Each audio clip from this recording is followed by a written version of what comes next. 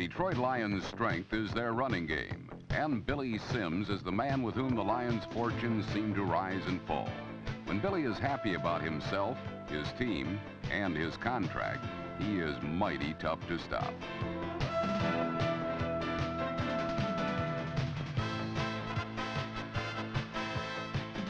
Against the Falcons in Atlanta, Sims exploded for 140 yards and the touchdown that earned the Lions an early lead.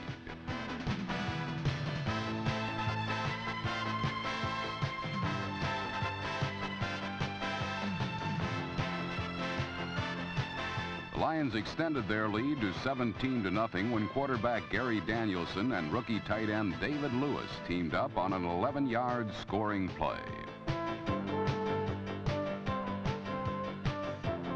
But by the third period, the Falcons had capitalized on the Lions' weakness, the lack of a pass rush, to tie the game with a 48-yard bomb from Steve Bartkowski to Billy Johnson, number 81. Following the third Detroit touchdown, Atlanta struck right back when Stacey Bailey, number 82, settled under another Bartkowski scoring pass to tie the game again, this time at 24 apiece. Both teams' kickers had the chance to win the game in regulation time. Both failed. But in overtime, Detroit's Eddie Murray drilled one from 48 yards out to win it for the Lions 27-24.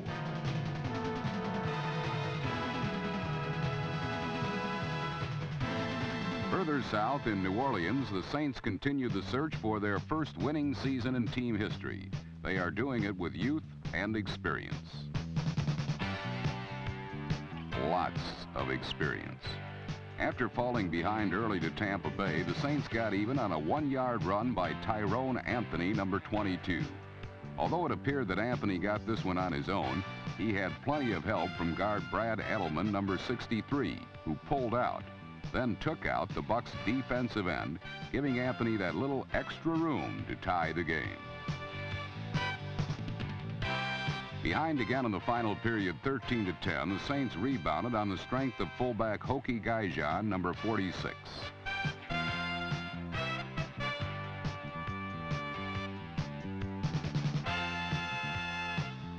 Gaijan's balancing act on the far sideline was good for 51 yards and put the Saints in position for another Gaijan run, this time up the middle.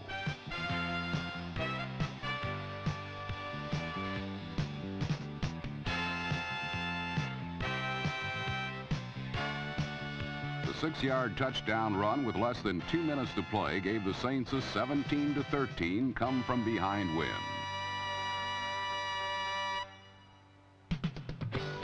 There was no comeback in store for the Buffalo Bills, whose quarterbacks saw red on Sunday, plenty of red, when they were thrown to the Cardinals in St. Louis.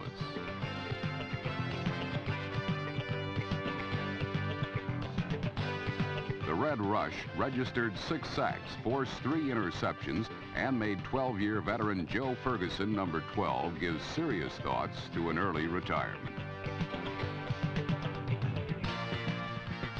St. Louis led the league in sacks a year ago and appeared intent on repeating that feat in 1984.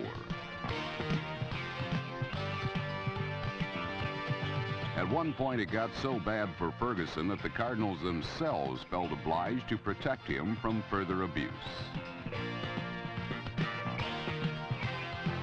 Ferguson left the game in the fourth quarter with a broken nose.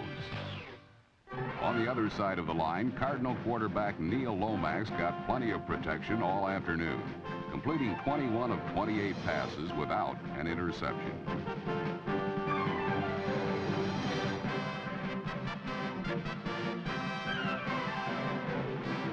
Lomax's 2 touchdown passes in the first period, one to O.J. Anderson, number 32, another to Roy Green, were all St. Louis needed to win their first of the new year, 37-7, and put an early chill on Buffalo's prospects for a winning season.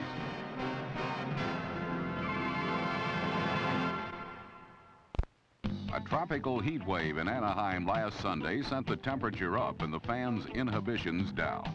But the story of this Browns-Rams game was written on the playing field, where Cleveland quarterback Paul McDonald autographed the word interception all over this first quarter pass.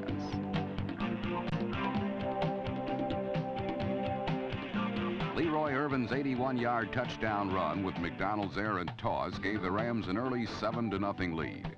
But McDonald managed to collect himself, and slowly he brought the Browns back in a fashion reminiscent of his predecessor, Brian Sipe.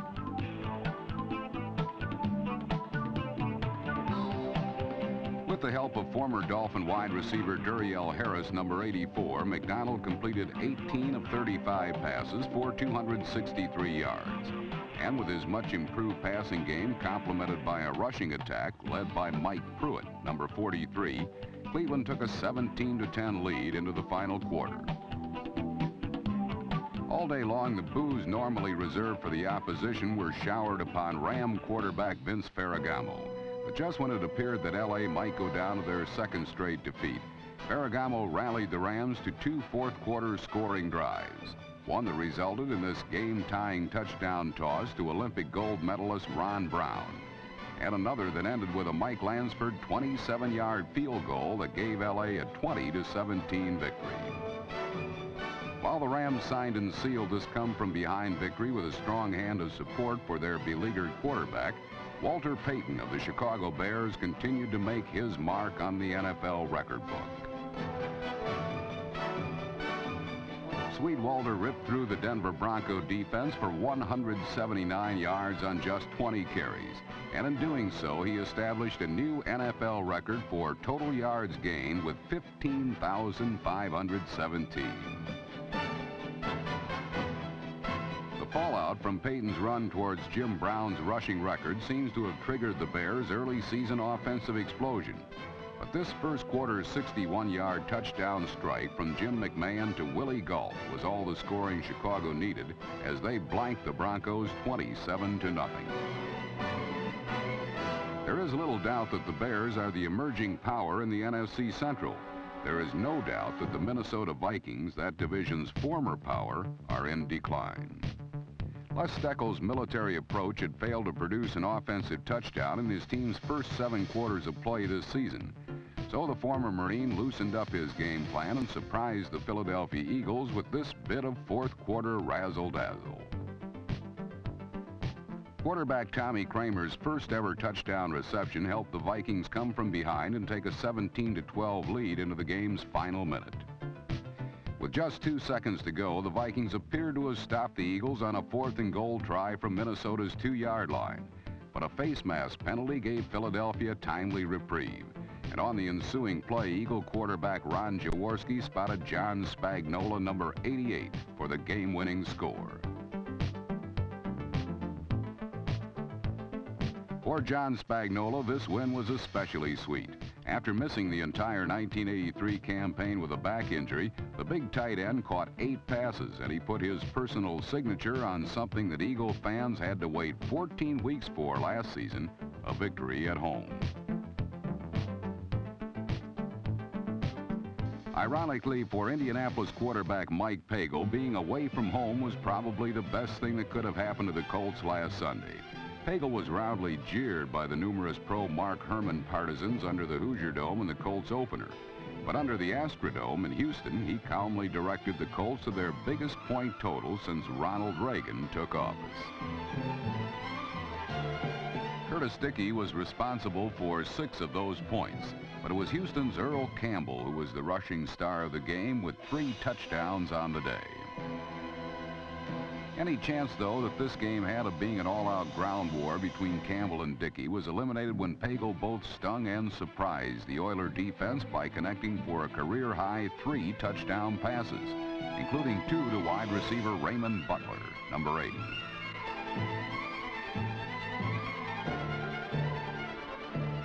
The Colts prevailed over the Oilers 35-21, and although these two teams may be destined to finish last in their respective divisions, this game will be forever inscribed in the NFL ledger as the Colts' first victory since their move to Indianapolis. Miami's Dan Marino is a golden boy with a golden arm, but last week the Dolphins proved that they are blessed with an abundance of passing riches when Marino lateraled to versatile number 3 quarterback Jim Jensen, number 11, who as a wide receiver heaved a 35-yard scoring pass against New England. Soon, however, center stage belonged exclusively to Marino, whose footwork was nearly as spectacular as a Michael Jackson moonwalk. Marino threw 2 touchdown passes to Mark Clayton, number 83, within a span of just 96 seconds. The Patriots' Steve Grogan wasn't quite as sharp. He was intercepted 4 times. On this steal, number 40, Mike Kozlowski, took his cue from Marino and shared the spotlight with a teammate.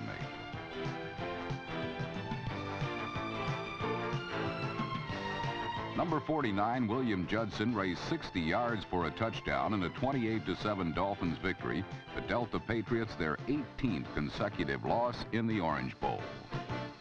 Miami now boasts a 2-0 record that owes much to their wealth of talent and their ability to spread the wealth around.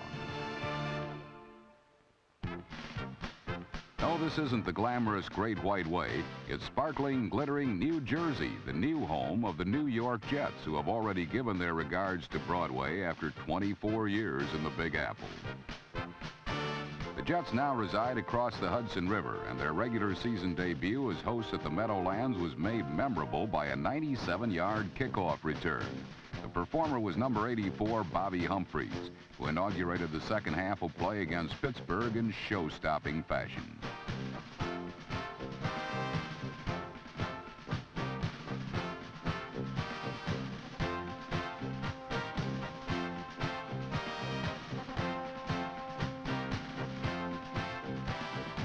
Humphries produced the Jets' first touchdown from a kickoff return since 1973, and it gave the former New Yorkers a 14-13 lead.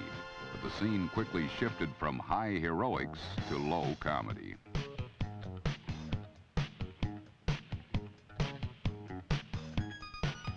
Pat Ryan's fumble resulted in a 55-yard gift to the Steelers when the visitors recovered on their own 13-yard line. 3 plays later, David Woodley sought out a 6'7" giant who bears the unlikely name of Ouija. Rookie wide receiver Ouija Thompson, number 87, helped the Steelers to a 23-17 win that evened the team's mark at 1-1. While Pittsburgh spoiled the Jets' opening night at the Meadowlands, the Green Bay Packers were in the vicinity of Hollywood, where the one, the only, Sammy Davis Jr., showbiz's most beautiful cat, performed the national anthem. Sammy also proved that Raiders owner Al Davis isn't the only Davis in L.A. who wears sunglasses all the time.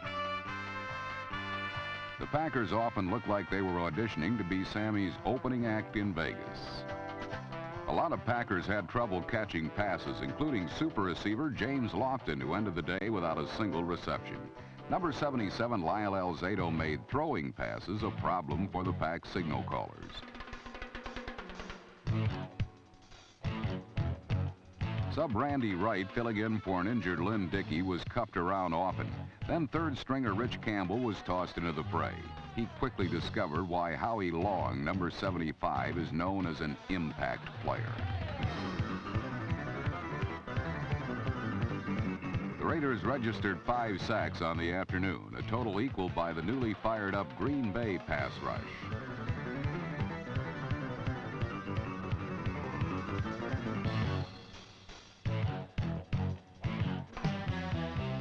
Though Jim Plunkett's pass pocket was frequently plundered, only one of his passes was pilfered.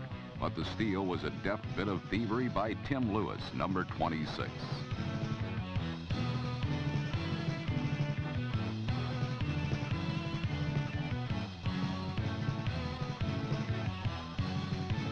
Green Bay now seems to have something that was lacking in 1983, pass defense. But it wasn't always apparent against the Raiders. The resilient Plunkett was able to bounce back in trademark fashion. His throwing style may not be picture perfect, but he struck a portrait of resourcefulness in hitting Todd Christensen, number 46.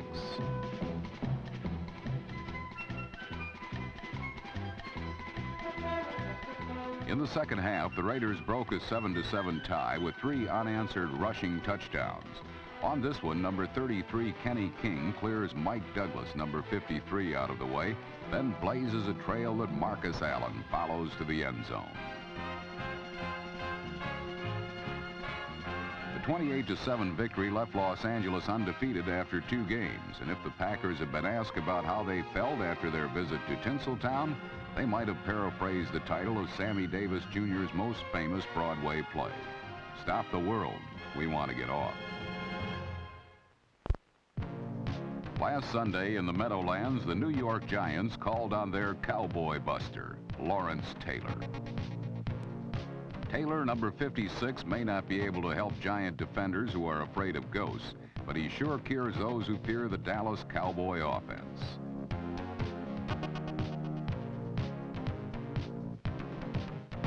Linebacker Andy Hedden's 81-yard touchdown return of the Taylor forced fumble was just one of the big plays turned in by a young, opportunistic defense deserving of the nickname, the Big Apple Turnover.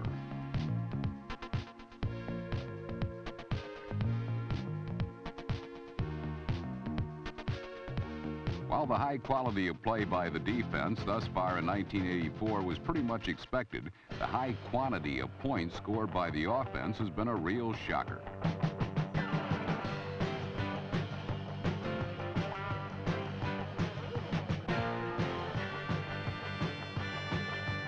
Thanks to players like wide receiver Byron Williams, number 87, and quarterback Phil Simms, Giant touchdowns are no longer being solely attributed to breakdowns in opposing defenses.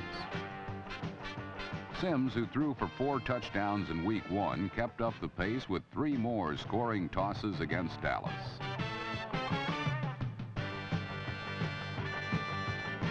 With the help of talented no-name receivers like Williams, Zeke Mowat, and Lionel Manuel, number 86, and a young, beefy offensive line, Simms may give the Giants their first legitimate passing attack since the days of Y.A. Tittle.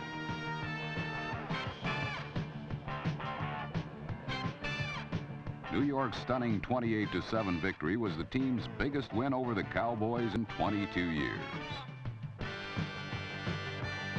The Giants appear hungry to become winners this season, as do the Bengals, who are showing their fangs last weekend in Cincinnati.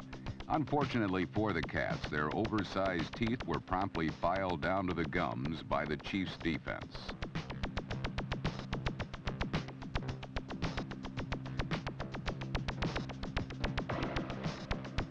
After performing a little dentistry on quarterback Ken Anderson, Kansas City went to work on the Bengal receivers.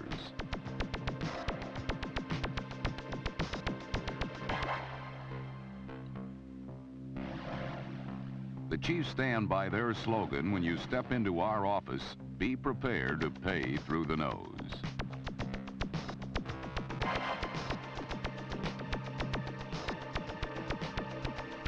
While Kansas City collected 3 fumbles and an interception from Cincinnati, when the Bengals were fortunate enough to be awarded an occasional refund, poor handling of the situation kept them from ever recovering their entire investment.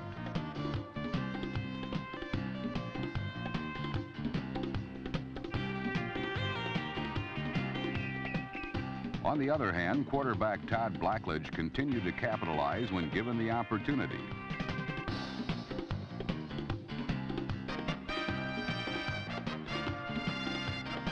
Blackledge led the Chiefs to their second victory, throwing 2 touchdown passes in a 27-22 win over Cincinnati.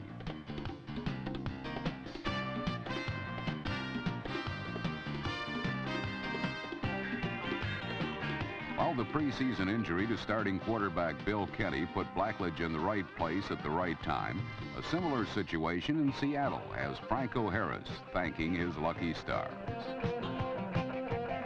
Signed by the Seahawks after the loss of Kurt Warner, Franco now has an opportunity to break Jim Brown's rushing record.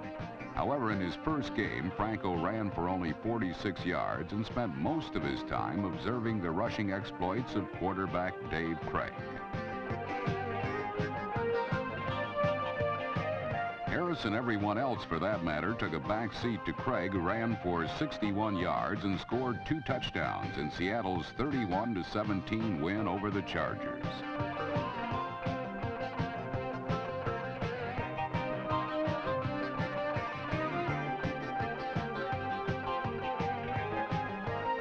Unlike some runners, Craig heads in only one direction, toward the end zone.